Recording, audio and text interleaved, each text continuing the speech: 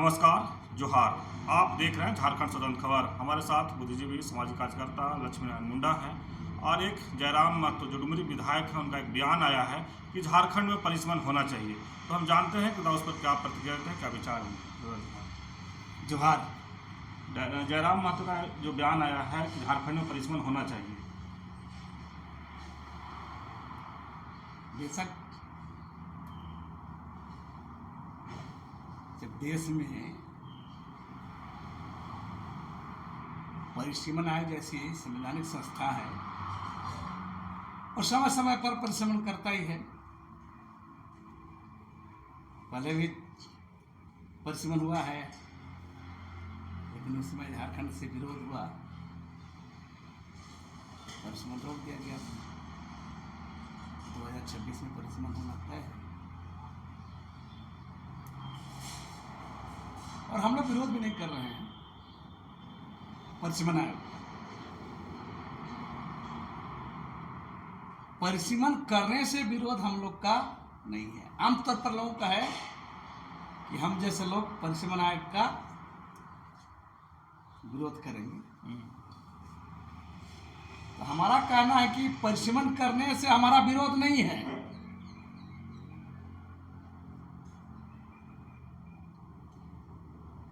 विरोध इसलिए है कि परिसीमन आयोग के आड़ में परिसीमन करने के बहाने आदिवासियों की आरक्षित सीटों का घटाने का जो खेल होगा। अभी झारखंड में 28 सीट विधानसभा का रिजर्व है, 5 सीट सांसद का रिजर्व है। अब लोग कह रहे हैं, चर्चा है कि 6 सीट विधानसभा का घटेगी, 1 सीट लोकसभा का घटेगी। अजब हाल है भाई। माने आदिवासी बढ़ नहीं रहा है, बाल बच्चा नहीं हो रहा आदिवासी का, आदिवासी की संख्या नहीं बढ़ा है। तो जो लोग बात कर रहे हैं कि बात मन बोलते हैं परिसीमन आयोग तक होगा, परिसीमन आयोग परिसीमन करेगा तब आदिवासी लोग चेतेंगे। धमकी किन लोग को देते हैं भाई। हमारा कहना परिसीमन आयोग यहाँ पर काम करे, लेकिन उसका भी ख्याल रखे। और भारतीय संविधान बनने के साथ ही जो 5वीं अनुसूची इलाका चिन्हित हो गया था, जिसको शेड्यूल एरिया कहते हैं, जहां अनुच्छेद 244A लागू है, उस इलाके के लिए अब तक जो परिसीमन हुआ है गलत तरीके से हुआ, उसका भी मूल्यांकन करे परिसीमन आयोग। अगर वाकई परिसीमन आयोग ईमानदार है, भारत के संविधान को कद्र करता है, तो परिसीमन आयोग शेड्यूल इलाका में जो 5वीं अनुसूची क्षेत्र में जो संवैधानिक नियम कानून को उल्लंघन कर जो आबादी बसी है, जो अवैध आबादी है, जो इलीगल आबादी है, जो अनुच्छेद 244 को उल्लंघन करके बसी है, जो 5th शेड्यूल इलाका का क्षेत्र का जो नियम उसको उल्लंघन करके बसी है, जो जमीन संबंधी कानून CNT एक्ट, SPT एक्ट को उल्लंघन करके बसी है, उस पर भी बात होगी। नियम है ना, संविधान बनने के बाद ही अनुच्छेद 244 में शेड्यूल एरिया में 5वीं सूची में बाहर की आबादी बसने से अगर वहां की भौगोलिक, सामाजिक, सांस्कृतिक, आर्थिक, राजनीतिक क्षति होती है तो इसको रोकने का काम राज्यपाल को था। देश आजाद हुआ, संविधान बना, संविधान बनने के बाद 5वीं सूची चिन्हित हो गया।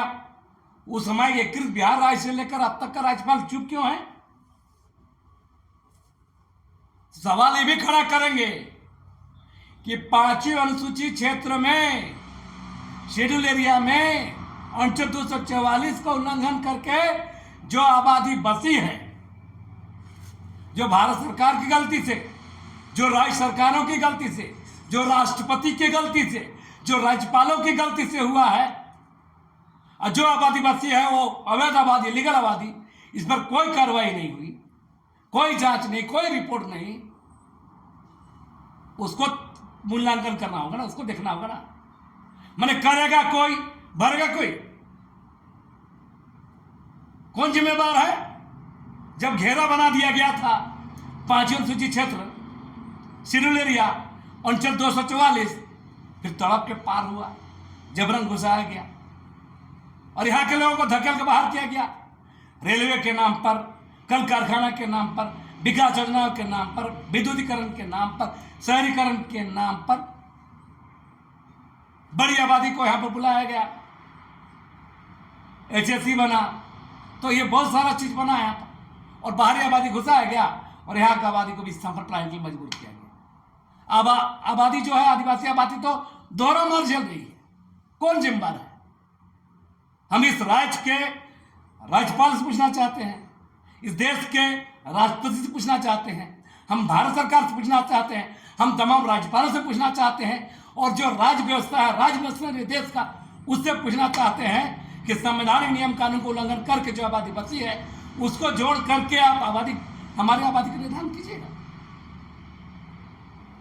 इसे जिम्मेदार कौन है?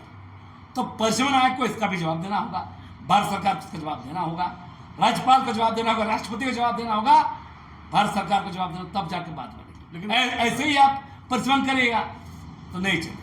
लेकिन ऐसा जिस तरह से आप बोल रहे हैं कि हम परिसीमन का विरोध नहीं कर रहे हैं, लेकिन कई लोग कह रहे हैं कि जब अब परिसीमन होगा तो आदिवासियों का सीट घटेगा, जनरल सीट बढ़ जाएगा, तो गैर आदिवासी फिर मुख्यमंत्री बनेंगे। यही तो बता रहे हैं ना, यही तो खेल, हमने कहा ना, यही तो खेल है। परिसीमन आयोग परिसीमन करे, लेकिन परिसीमन आयोग के साथ ही हम एक साथ आदिवासी समुदाय के अदालत में खड़ा होना चाहिए, उनके सवालों को जवाब देना चाहिए। भारत सरकार को, राज्य सरकार को, राज्यपालों को, राष्ट्रपति को जवाब देना चाहिए, राज्य में से जवाब देना चाहिए कि आबादी घटी है, आदिवासी आबादी किन कारण से घटी है और किन कारण से बाहरी आबादी बढ़ी है, और जो आबादी बसी है वो हमारा मानना है कि अनुच्छेद 244 का उल्लंघन करके बसी है। उसको काउंट करके दिखा करके हमारी आबादी घटक बोलिएगा, आदिवासी आबादी कम हुई बोलिएगा, और आप बोलिएगा कि सीट घटाएंगे, तो ये नहीं चलेगा। परिसीमन आयोग को भी मैंने इसका विरोध होगा, झेलना पड़ेगा। चलिए, आप अभी सुन रहे थे लक्ष्मीनारायण मुंडा जी की बात। जयराम महतो जो बोले थे कि झारखंड में परिसीमन होना चाहिए, उसी पर अपनी बात को रख रहे थे, लेकिन कह रहे हैं कि जब ऐसा नहीं है कि आदिवासी का बाल बच्चा नहीं हुआ, आदिवासी का वृद्धि नहीं हुआ है, लेकिन जिस तरह से बाहरी लोग आकर के बसे हैं और शेड्यूल एरिया में बसे हैं, दीवार फांद के बसे हैं, उस पर भी सरकार को जवाब देना चाहिए। और आदिवासियों के जो सीट है अगर कहीं घटता है तो कह रहे हैं कि बड़ा एक आंदोलन भी होगा, उस पर ये लोग बात भी रखें, लेकिन जो परिसीमन आयोग होगा उसको जवाब भी देना पड़ेगा। तो इस तरह खबर को देखने के लिए आप झारखंड से जुड़े रहिए। जोहार, नमस्कार।